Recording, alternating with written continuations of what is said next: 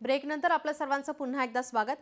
बच्चू कडू यांच्या आंदोलनाची inside story. आता मुख्यमंत्र्यांसोबत झालेल्या बैठकीत खडाजंगी रविकांत तुपकर यांचं वक्तव्य। मुख्यमंत्र्यांसोबतच्या बैठकीत दोनदा बोलणं फिसकटलं। शेतकरी नेते रविकांत तुपकर यांनी माहिती दिली आहे। मुख्यमंत्र्यांसोबतच्या बैठकीत नेमकं काय झालं याबाबत शेतकरी नेते रविकांत तुपकर यांच्यासोबत सविस्तर बातचीत केली आमचे लोकशाहीचे प्रतिनिधी संदीप शुक्ला यांनी। नागपूरला जे बच्चू कडूंचं आंदोलन झालं त्या आंदोलनामध्ये सगळ्यात महत्त्वाची भूमिका बजावणारे शेतकरी नेते रविकांत तुपकर आपल्यासोबत आहे। भाऊ, जे नागपूरचं जे आंदोलन झालं आणि नंतर मग मुख्यमंत्र्यांकडे जी आपली भेट झाली तर त्याविषयी तिथे काय घडलं मुख्यमंत्र्यांनी?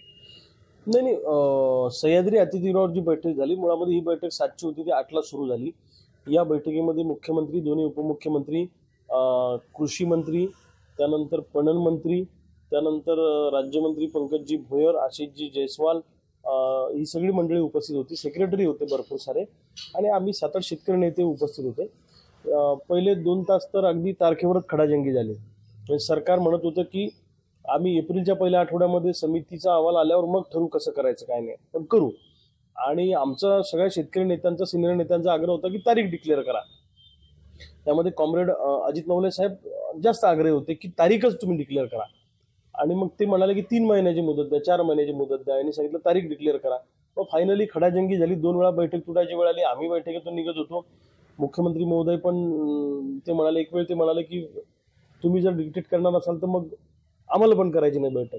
मग हे पण म्हणले, असं ते तुटायची वेळ आली। मग फायनली 1-2 नेत्यांनी मध्यस्थी करून पुन्हा एकदा मार्ग निघाला आणि मुख्यमंत्री महोदय, उपमुख्यमंत्री महोदय आत एंटी चेंबरला जाऊन त्यांनी चर्चा करून येऊन सांगितलं की 30 जून 2026 पर्यंतची वेळ आम्हाला तुम्ही द्या, आम्ही त्या वेळेच्या कर्जमाफी करू। लोकशाही मराठी ऐका, पहा, जागरूक रहा।